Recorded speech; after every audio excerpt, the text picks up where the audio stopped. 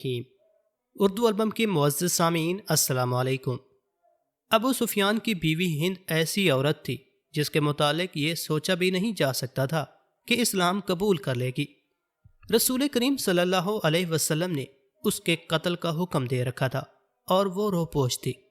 ابو سفیان رضی اللہ تعالی عنہ اسلام قبول کر چکے تھے، اور ہند کو جب پتہ چلا کہ اکرمہ اور صفوان نے بھی اسلام قبول کر لیا ہے تو وہ سامنے آ گئی، یہ جانتے ہوئے کہ اسے قتل کر دیا جائے گا۔ وہ رسول کریم صلی اللہ علیہ وسلم کے حضور جا پہنچی۔ آپ صلی اللہ علیہ وسلم نے اسے معاف کر دیا اور وہ مسلمان ہو گئی۔ مکہ کے ارد گرد دور اور نزدیک کچھ قبائل تھے، ان میں بعض بت پرست تھے اور بعض توہمات کو عقیدہ بنائے ہوئے تھے۔ رسول کریم صلی اللہ علیہ وسلم نے ان کی طرف پیغام بھیجے کہ وہ اللہ کا سچا دین قبول کر لیں۔ پیغام لے جانے والے فوجی تھے، لیکن آپ صلی اللہ علیہ وسلم نے حکم دیا تھا کہ کسی پر تشدد نہ کیا جائے اور جنگی کارروائی سے گریز کیا جائے۔ مکہ کے جنوب میں تہامہ کا علاقہ ہے جہاں جنگجو قبائل بکھرے ہوئے تھے۔ ان کے متعلق خدشہ تھا کہ لڑنے پر اتر آئیں گے، اس لیے اس علاقے میں فوج کا ایک دستہ بھیجا گیا اور اس کی کمان خالد کو دی گئی۔ تمام کا تمام دستہ گھڑ سوار تھا، اس میں بنو سلیم کے آدمی بھی تھے اور مدینے کے بھی۔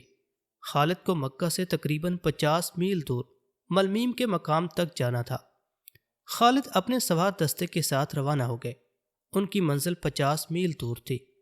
بمشکل 15 میل دور گئے ہوں گے کہ ایک مشہور جنگجو قبیلے بنو جزیمہ کے آدمیوں نے خالد کے دستے کا راستہ روک لیا۔ خالد نے اپنے دستے کو لڑائی کی ترتیب میں کر لیا۔ بنو جزیمہ باقاعدہ لڑائی کے لیے نکل آئے تھے۔ ہم لڑنے نہیں آئے، خالد نے اعلان کیا، ہم دعوت دینے آئے ہیں کہ اسلام قبول کر لو، ہم اسلام قبول کر چکے ہیں۔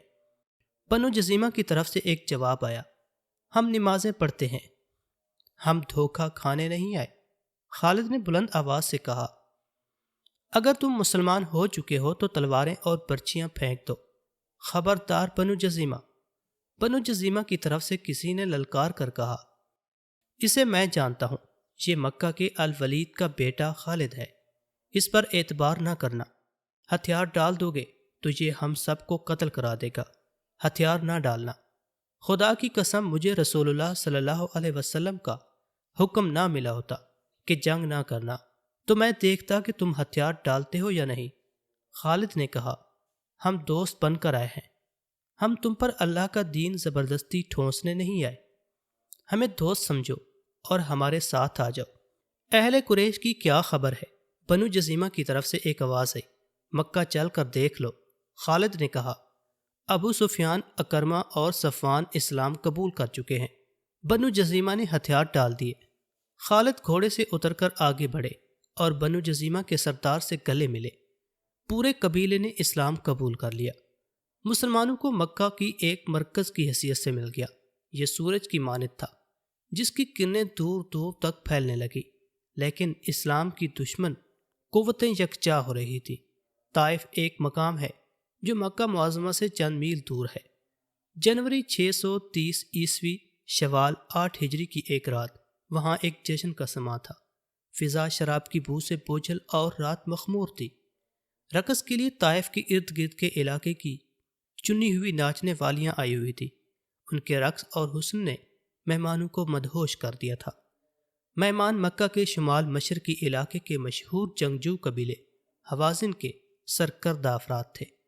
ان کے میزبان طائف اور گرد و نواح میں پھیلے ہوئے قبیلہ ثقیف کے سردار تھے، جنہوں نے اپنے مہمانوں پر اپنی امارت اور فیاضی اور کشادہ ظرفی کا رعب جمانے کے لیے اتنی شاہانہ ضیافت اور اتنے شاندار جشن کا اہتمام کیا تھا۔ 2 لڑکیاں رقص کے کمال دکھا رہی تھیں کہ میزبان قبیلے کا سردار مالک بن عوف اٹھ کھڑا ہوا اور اس نے تالی بجائی۔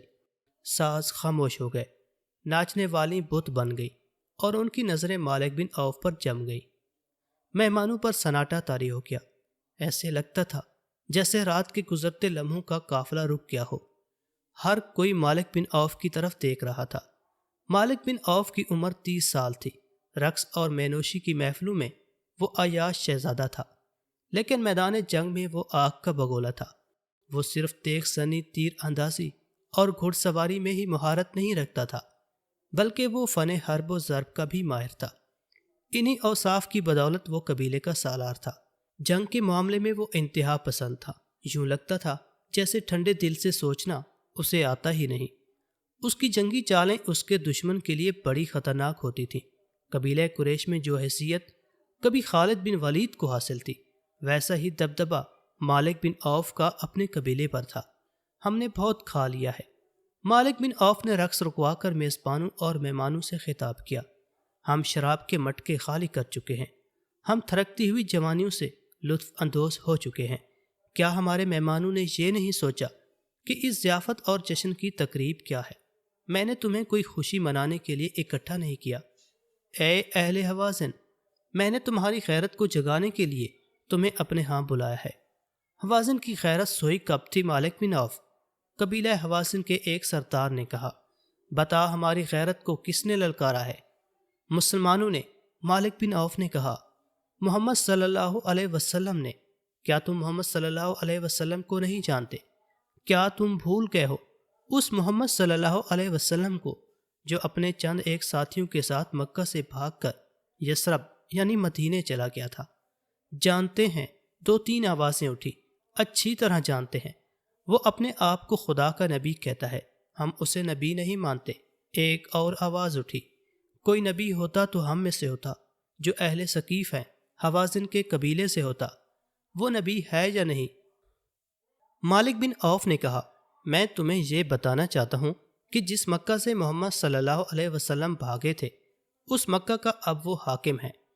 مکہ میں اس کا حکم چلتا ہے اور اس کی جنگی طاقت بڑھتی جا رہی ہے۔ قبیلہ قریش اس کے آگے ہتھیار ڈال چکا ہے اور اس کے مذہب کو قبول کرتا چلا جا رہا ہے۔ ابو سفیان، اکرمہ اور صفوان جیسے جابر جنگجو محمد صلی اللہ علیہ وسلم کا مذہب قبول کر چکے ہیں۔ خالد بن ولید نے پہلے ہی یہ نیا مذہب قبول کر لیا تھا۔ مسلمانوں نے مکہ میں تمام بت توڑ ڈالے ہیں۔ اہل قریش کو اپنی غیرت اور اپنے مذہب کا پاس ہوتا تو وہ اپنی تلواریں اپنے پیٹوں میں گھونپ لیتے۔ کسی اور نے کہا، اب ستاروں سے دھرا یہ آسمان دیکھے گا کہ حوازن اور ثقیف کو اپنی غیرت کا کتنا پاس ہے۔ مالک بن عوف نے کہا، کیا تو یہ چاہتا ہے کہ ہم میں سے کوئی محمد صلی اللہ علیہ وسلم کو معاذاللہ قتل کر دے؟ قبیلہ حوازن کے ایک سردار نے کہا، اگر تو یہی کہنا چاہتا ہے تو یہ کام میرے سپرد کر۔ اب محمد صلی اللہ علیہ وسلم کو قتل کر دینے سے کچھ حاصل نہیں ہوگا۔ مالک بن عوف نے کہا، اسے قتل کر دو گے تو اس کے پیروکار اسے اپنے دلوں میں زندہ رکھیں گے۔ ان کی تعداد اتنی زیادہ ہو گئی ہے کہ اب وہ ایک آدمی کے قتل سے وہ اس راستے سے نہیں ہٹیں گے جس پر انہیں ڈال دیا گیا ہے۔ کہتے ہیں محمد صلی اللہ علیہ وسلم کے ہاتھ میں کوئی جادو آ گیا ہے۔ حوازن کے ایک سردار نے کہا، وہ جس پر نگاہ ڈالتا ہے وہ اس کا متی ہو جاتا ہے۔ جہاں تلوار چلتی ہے وہاں کوئی جادو نہیں چل سکتا۔ حوازن قبیلے کے ایک اور سردار نے اپنی تلوار کے دستے پر ہاتھ رکھ کے کہا، مالک آگے بول، تو کیا کہتا ہے؟ ہم تیرے ساتھ ہیں۔ میں کہنا یہ چاہتا ہوں کہ ہم نے محمد صلی اللہ علیہ وسلم کے اسلام کو نہ روکا تو یہ سیلاب کی طرح بڑھتا ہوا ہم سب کو بہا لے جائے گا۔ مالک بن عوف نے کہا، نہ حوازن رہیں گے نہ ثقیف کا وجود ہوگا۔ قبیلہ قریش کو محکوم بنانے والوں کو ہم مکہ کے اندر ہی ختم کر دیں گے۔ کیا تم محکوم بن جانے کا مطلب سمجھتے ہو؟ مالک بن عوف نے سب کی طرف دیکھا اور بولا، اگر نہیں سمجھتے تو میں تمہیں بتاتا ہوں۔ اس نے اپنے پیچھے دیکھا۔ مالک بن عوف کے پیچھے مہمانوں میں ایک معمر سفید ریش بیٹھا تھا۔ اس کا رنگ دوسروں کی نسبت صاف اور سفیدی مائل تھا۔ وہ ضعیف اتنا تھا کہ اس کا سر ہلتا تھا اور کمر میں ہلکا سا خم تھا۔ اس کے ہاتھ میں اپنے قد جتنا لمبا عصا تھا۔ کندھوں سے ٹخنوں تک چوخا بتاتا تھا کہ وہ کوئی عالم یا مذہبی پیشوا ہے۔ مالک بن عوف کے اشارے پر وہ اٹھا اور مالک کے پاس آ گیا۔ تم پر اس کی رحمت ہو جس نے تمہیں پیدا کیا ہے، بوڑھے نے کہا، اور وہ دیوتا تمہارے بچوں کے محافظ ہوں جن کی تم پوجا کرتے ہو۔ تم محکومی اور غلامی کا مطلب نہیں سمجھتے، تم مجھ سے پوچھو۔ میری 4 جوان بچیاں مسلمانوں کی لونڈیاں ہیں اور میرے 2 جوان بیٹے مسلمانوں کے غلام ہیں۔ وہ تیغ زن اور شہ سوار تھے، لیکن اب انہیں تلوار ہاتھ میں لینے کی اور گھوڑے پر سوار ہونے کی اجازت نہیں، ہمیں گھروں سے نکال دیا گیا ہے۔ کیا تمہیں یاد نہیں کہ قریش نے مدینے کا محاصرہ کیا تھا تو مسلمانوں نے ارد گرد خندق کھود لی تھی۔ قریش اس خندق کو پھلانگ نہیں سکے تھے، پھر اس قدر تند و تیز طوفان آیا کہ قریش جو پہلے ہی بددل ہو چکے تھے بکھر گئے اور مکہ کو واپس چلے گئے تھے۔ جب مسلمانوں کے سر سے خطرہ ٹل گیا تو انہوں نے ان یہودیوں پر حملہ بول دیا جو ان کے ساتھ مدینے میں امن سے رہتے تھے۔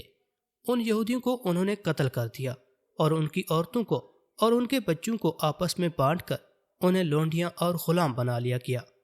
اے بزرگ، قبیلہ ثقیف کے ایک سرکردہ آدمی نے بلند آواز سے کہا، اگر تو یہودی ہے تو کیا ہم نے غلط سنا تھا کہ تیرے قبیلے نے مسلمانوں کو دھوکہ دیا تھا؟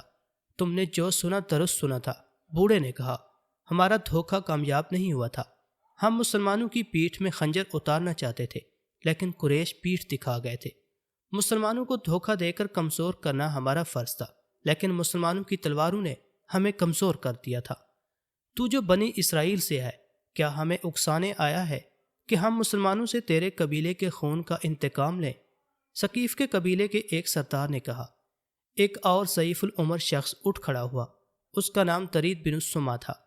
اس کا نام تاریخ میں تو ملتا ہے لیکن یہ پتہ نہیں ملتا کہ وہ قبیلہ حوازن سے تھا یا قبیلہ ثقیف سے۔ خاموش رہو۔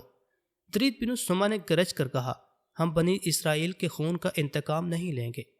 کیا تم ابھی تک شک میں ہو؟ کیا تم ابھی تک نہیں سمجھے کہ ہم نے مسلمانوں پر حملہ کر کے ان کا خون اپنی تلواروں کو نہ پلایا اور ان کے زخمیوں کو گھوڑوں تلے نہ روندا تو وہ ہمیں بھی قتل کر کے تمہاری بیٹیوں کو، تمہاری بہنوں کو اور تمہاری بیویوں کو اپنی لونڈیاں اور ہمارے بچوں کو اپنا غلام بنا لیں گے، اس سے پہلے کہ ان کے گھوڑے طائف کی گلیوں میں ہنہنائیں۔ کیا یہ اچھا نہیں ہوگا کہ ہمارے گھوڑے ان کی لاشوں کو مکہ کی گلیوں میں کچلتے پھریں؟ مالک بن عوف نے جوش سے لرزتی ہوئی آواز میں کہا، بنی اسرائیل کا یہ بزرگ ہماری پناہ میں آیا ہے، اس نے اپنے قبیلے کا جو انجام بتایا ہے میں تمہیں اس انجام سے بچانا چاہتا ہوں۔ اٹھو اور لات کے نام پر حلف اٹھاؤ کہ ہم محمد صلی اللہ علیہ وسلم اور اس کے تمام پیروکاروں کو، جنہوں نے مکہ کے تمام بت توڑ ڈالے ہیں، ختم کر کے اپنی عورتوں کو اپنے منہ دکھائیں گے۔ اس زمانے میں جب اسلام کی کرنیں مکہ سے پھیل رہی تھی، عرب میں بت پرستی عام تھی۔ وہ خدا کو بھی مانتے تھے لیکن خدا تک رسائی حاصل کرنے کے لیے وہ بتوں کے آگے ہاتھ پھیلاتے تھے۔ ان کا عقیدہ تھا کہ بتوں کو راضی کیے بغیر خدا کو راضی نہیں کیا جا سکتا۔ بتوں کی خوشنودی کے لیے وہ کچھ رسمیں ادا کرتے تھے۔ طائف کے علاقے میں جس بت کو پوجا جاتا تھا اس کا نام لات تھا، جو انسانی یا حیوانی شکل کا نہیں تھا۔ وہ بہت بڑا پتھر تھا جسے چٹان کہا جا سکتا ہے۔ یہ چٹان باقاعدہ مربع شکل کی تھی۔ بعض مورخوں نے لکھا ہے کہ یہ مربع شکل کا قدرتی طور پر بنا ہوا چبوترا تھا جس پر شاید کسی زمانے میں کوئی بت رکھا گیا ہو، لیکن طلوع اسلام کے دور میں یہ صرف چبوترا تھا اور ارد گرد کے قبائل اسی کو پوجتے تھے۔ جنوری 630 عیسوی کی اس رات جب قبیلہ حوازن کے سردار قبیلہ ثقیف کی دعوت پر طائف آئے اور مالک بن عوف اور طرید بن السما انہیں مکہ پر حملے کے لیے اکسا رہے تھے، حوازن کے ایک سردار نے مشورہ دیا کہ کاہن کو بلا کر فال نکلوائی جائے کہ ہمارا حملہ کامیاب ہوگا کہ نہیں۔ یہ فال تیروں کے ذریعے نکالی جاتی تھی جسے ازلام کہتے تھے۔ بہت سے تیر اکٹھے رکھے ہوئے تھے، کسی پر ہاں لکھا ہوتا تھا، کسی پر نہیں۔ بدھ کا کوئی مجاور یا کاہن مذہبی پیشوا اس طرقے سے ایک تیر نکالتا اور دیکھتا تھا کہ اس پر ہاں لکھا ہے یا نہیں۔ یہ فال کا جواب ہوتا تھا۔ مجاور کی نسبت کاہن کو بہتر سمجھا جاتا تھا۔ کاہن دانش مند ہوتے تھے، ان کے پاس پر اثر اور دل میں اتر جانے والے الفاظ کا ذخیرہ ہوتا تھا اور ان کے بولنے کا انداز تو ہر کسی کو متاثر کر لیتا تھا۔ کاہن فال نکالے بغیر غیب کی خبریں دیا کرتے اور لوگ انہیں سچ مانا کرتے تھے۔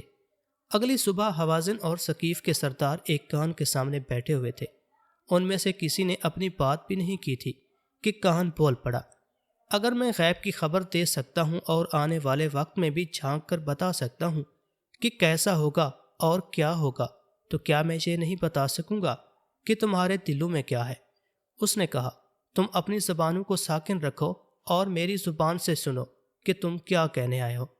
تم جس دشمن پر حملہ کرنے جا رہے ہو وہ یوں سمجھو کہ سویا ہوا ہے۔ اس نے مکہ پر قبضہ کیا ہے اور وہاں کے انتظامات سیدھے کر رہا ہے۔ وہ اپنی بادشاہی کی بنیادیں پکی کر رہا ہے۔ مکہ میں اس کے دشمن بھی موجود ہیں۔ ہر کسی نے محمد صلی اللہ علیہ وسلم کا مذہب قبول نہیں کیا۔ مقدس کاہن درید بن سما نے کہا، ہمیں یہ بتا کہ ہم محمد صلی اللہ علیہ وسلم کو خبر ہونے سے پہلے اس کو دبوچ سکتے ہیں؟ کیا ہمارا اچانک حملہ مکہ کے مسلمانوں کو گھٹنوں بٹھا سکے گا؟ کاہن نے آسمان کی طرف دیکھا، کچھ بڑبڑایا اور بولا، آنے والے وقت کے پردوں کو چاک کر کے دیکھا ہے، تمہارا حملہ اچانک ہوگا۔ مسلمانوں کو اس وقت پتہ چلے گا جب تمہاری تلواریں انہیں کاٹ رہی ہوں گی۔ کون ہے جو برستی تلواروں میں سنبھل کر اپنے آپ کو بچانے کی ترکیب کر سکتا ہے؟ یہی وقت ہے، یہی موقع ہے۔ مسلمان اگر سنبھل گئے تو تم اپنے ارادوں میں کامیاب نہیں ہو سکو گے۔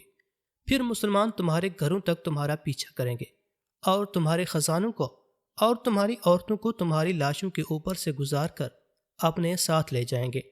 ازلام کی ضرورت نہیں۔ لات نے اشارہ دے دیا ہے اور پوچھا ہے کہ مجھے پوجنے والوں کی تلواریں ابھی تک نیاموں میں کیوں ہیں؟ کوئی قربانی؟ ایک سردار نے پوچھا۔ ہام۔ کاہن نے کہا، ایک ہام اگر ہے تو دے دو، نہیں ہے تو اپنے قبیلے سے کہو کہ پیٹھ نہ دکھائیں، اپنے خون کی اور اپنی جانوں کی قربانی دے۔ ہام کی تلاش میں وقت ضائع نہ کریں، جاؤ میں نے تمہیں خبر دے دی ہے۔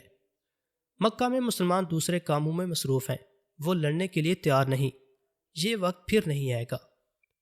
ہام اس اونٹ کو کہتے تھے جس کی چوتھی نسل پیدا ہو جاتی تھی، اسے یہ لوگ اپنے بت کے نام پر کھلا چھوڑ دیتے تھے۔ اس اونٹ کو متبرک سمجھ کر اس پر نہ کوئی سواری کر سکتا تھا، نہ اس سے کوئی اور کام لیا جاتا تھا۔ اس پر خاص نشان لگا دیا جاتا تھا، اسے جو کوئی دیکھتا تھا اس کا احترام کرتا اور اسے اپنے کھانے کی چیزیں کھلا دیتا تھا۔ جب حوازن اور ثقیف کے سردار کاہن کی اشیربات لے کر چلے گئے تو کاہن اندرونی کمرے میں چلا گیا۔ وہاں وہ بوڑھا یہودی بیٹھا تھا جسے گزشتہ رات ضیافت کے دوران مالک بن عوف نے اشارے سے کہا تھا کہ وہ سب کو بتائے کہ محکومی اور غلامی کیا ہوتی ہے۔ میں نے تمہارا کام کر دیا ہے۔ کاہن نے اسے کہا، اب یہ لوگ مکہ کی طرف کوچ میں تاخیر نہیں کریں گے، کیا انہیں کامیابی حاصل ہوگی؟ بوڑھے یہودی نے کہا، کامیابی کا انحصار ان کے لڑنے کے جذبے اور عقل پر ہے۔ کاہن نے کہا، اگر انہوں نے صرف جوش اور جذبے سے کام لیا اور عقل کو استعمال نہ کیا تو محمد صلی اللہ علیہ وسلم کی عسکری قابلیت انہیں بہت بری شکست دے گی۔ میرا انعام، تمہارا انعام ساتھ لایا ہوں، بوڑھے نے کہا، اور آواز تھی۔ دوسرے کمرے سے ایک حسین لڑکی آئی۔ بوڑھے یہودی نے اپنے چوغے کے اندر ہاتھ ڈال کر سونے کے 2 ٹکڑے نکالے اور کاہن کو دے دیے۔ میں کل صبح اس لڑکی کو لے جاؤں گا۔ بوڑھے نے کہا، میں تمہیں ایک بات بتا دینا چاہتا ہوں۔ کاہن نے کہا، میں نے تمہارے کہنے پر ان لوگوں کو کہا ہے کہ فوراً حملہ کریں، لیکن ان سرداروں میں سمجھ بوجھ ہے، حد کو سمجھ لیتے ہیں۔ ان کا بوڑھا سردار درید بن سما پہلے سے جانتا تھا کہ مسلمان مکہ میں ابھی جم کے نہیں بیٹھ سکے، ان کے سامنے اور بہت سے مسئلے ہیں، ان پر حملے کے لیے یہی وقت موزوں ہے۔ حوازن اور ثقیف کے سردار اپنے ارادے کی تصدیق کے لیے میرے پاس آئے تھے۔ اچھا ہوا کہ ان سے پہلے تم چوری چھپے میرے پاس آ گئے تھے۔ میرا مقصد صرف یہ ہے کہ مسلمانوں کو ختم کیا جائے، بوڑھے یہودی نے کہا۔ مورخ لکھتے ہیں کہ حوازن اور ثقیف 2 طاقتور قبیلے تھے۔ مسلمانوں نے مکہ فتح کر لیا تو ان دونوں قبیلوں کو یہ خطرہ محسوس ہوا کہ دونوں کے لوگ الگ الگ بستیوں میں رہتے ہیں اور بستیوں کی تعداد زیادہ ہے اور یہ ایک دوسرے سے دور دور بھی ہیں۔ مسلمان ہر بستی پر قابض ہو کر دونوں قبیلوں کو ٹکڑے ٹکڑے کر دیں گے۔ انہوں نے سوچا کہ قبیلوں کو متحد کر کے مسلمانوں پر حملہ بول دیا جائے۔ دونوں قبیلے لڑنے والے آدمیوں کو ساتھ لے کر حنین کے قریب اوتاس کے مقام پر لے گئے۔ ان کے سرداروں نے چھوٹے چھوٹے کئی اور قبائل کو اس قسم کے پیغام بھیج کر کے مسلمان ان کی بستیوں کو تباہ و برباد کرنے کے لیے آ رہے ہیں اپنے اتحادی بنا لیا تھا۔ اس متحدہ لشکر کی تعداد 12,000 ہو گئی تھی۔ اس کا سپہ سالار مالک بن عوف تھا۔ اس نے لشکر کے ہر آدمی کو اجازت دے دی تھی کہ وہ اپنے بیوی بچوں اور مویشیوں کو ساتھ لے آئے۔ اس نے اس اجازت کا جواز یہ پیش کیا تھا کہ مکہ کا محاصرہ بہت لمبا بھی ہو سکتا ہے۔ اگر ایسا ہوا تو لشکریوں کو اپنے بیوی بچوں اور مویشیوں کا غم نہ ہوگا کہ معلوم نہیں کیسے ہوں گے۔ اس اجازت سے تقریباً سب نے فائدہ اٹھایا تھا۔ اس طرح جتنا لشکر لڑنے والوں کا تھا اس سے کہیں زیادہ تعداد عورتوں اور بچوں کی تھی۔ اونٹ بھی بے شمار تھے۔ درید بن سما بہت بوڑھا تھا، وہ میدان جنگ میں جانے کے قابل نہیں تھا، لیکن لڑنے اور لڑانے کا جو تجربہ اسے تھا وہ اور کسی کو نہیں تھا۔ سپہ سالار مالک بن عوف کو بنایا گیا تھا، لیکن اس میں خوبی صرف یہ تھی کہ وہ بہت جوشیلا تھا۔ درید کو اس کے تجربے کی وجہ سے بلایا گیا تھا۔ درید بن السمہ اس وقت اس لشکر میں شامل ہوا جب لشکر اوتاس کے مقام پر خیمہ زن تھا۔ وہ شام کے وقت پہنچا۔ اسے بچوں کے رونے کی آوازیں سنائی دیں۔ اس نے بکریوں اور گدھوں کی آوازیں بھی سنی۔ اس نے کسی سے پوچھا کہ لشکر کے ساتھ بچے، بکریاں اور گدھے کون لایا ہے۔ اسے بتایا گیا کہ سپہ سالار نے بال بچے اور مویشی ساتھ لے جانے کی نہ صرف اجازت دی ہے بلکہ انہیں ساتھ لانے کی حوصلہ افزائی کی ہے۔ مالک درید بن السمہ نے مالک بن عوف کے خیمے میں جا کر پوچھا، یہ تو نے کیا کیا ہے؟ میں نے ایسا لشکر پہلی بار دیکھا ہے جو لڑنے والے لشکر کی بجائے نقل مکانی کرنے والوں کا قافلہ معلوم ہوتا ہے۔ مجھے تمہاری جنگی فہم و فراست پر ذرا بھی شک نہیں میرے بزرگ، مالک بن عوف نے کہا، لیکن میں نے جو سوچا ہے وہ تم ساری عمر نہیں سوچ سکے۔ میں نے لشکریوں سے کہا تو یہ ہے کہ محاصرہ لمبا ہو جانے کی صورت میں انہیں اپنے اہل و عیال اور مال مویشی کے متعلق پریشانی پیدا ہو جائے گی، لیکن میں نے سوچا کچھ اور ہے۔ میں مکہ کو محاصرے میں نہیں لوں گا بلکہ یلغار کر دوں گا۔ مسلمانوں کو ہم بے خبری میں جا لیں گے۔ تمہیں معلوم ہے کہ مسلمان لڑنے میں کتنے تیز اور عقل مند ہیں۔ وہ پینترے بدل بدل کر لڑیں گے۔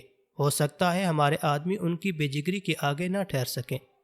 وہ جب دیکھیں گے کہ ان کی عورتیں اور جوان بیٹیاں اور بچے اور دودھ دینے والے مویشی بھی ساتھ ہیں تو وہ انہیں بچانے کے لیے جان کی بازی لگا کر لڑیں گے اور زیادہ بہادری سے لڑیں گے، بھاگیں گے نہیں۔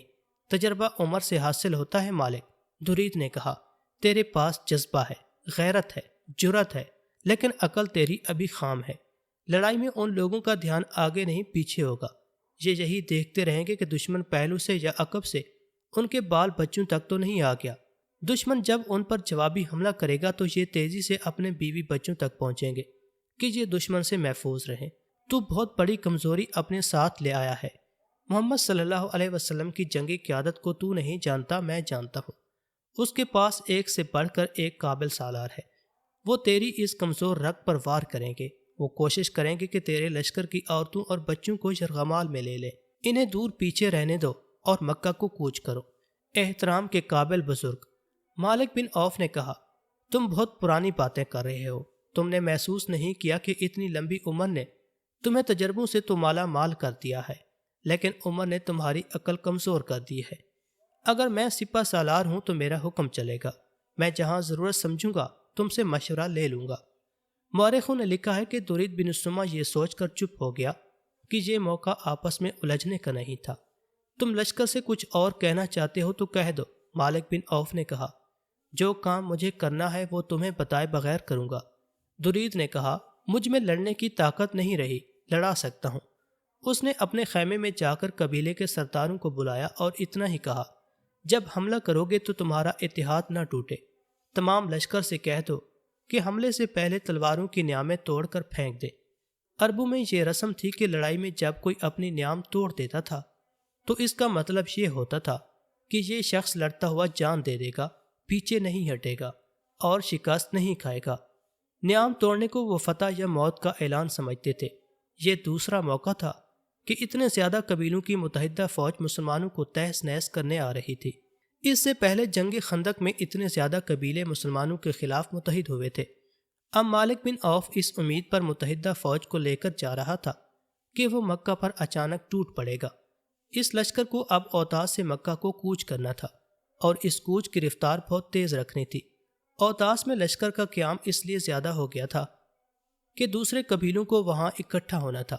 اگر اس لشکر میں صرف لڑنے والے ہوتے تو لشکر فوراً مکہ کی طرف پیش قدمی کر جاتا۔ اس میں عورتیں اور بچے بھی تھے اور ان کا سامان بھی تھا، اس لیے وہاں سے کوچ میں خاصی تاخیر ہو گئی۔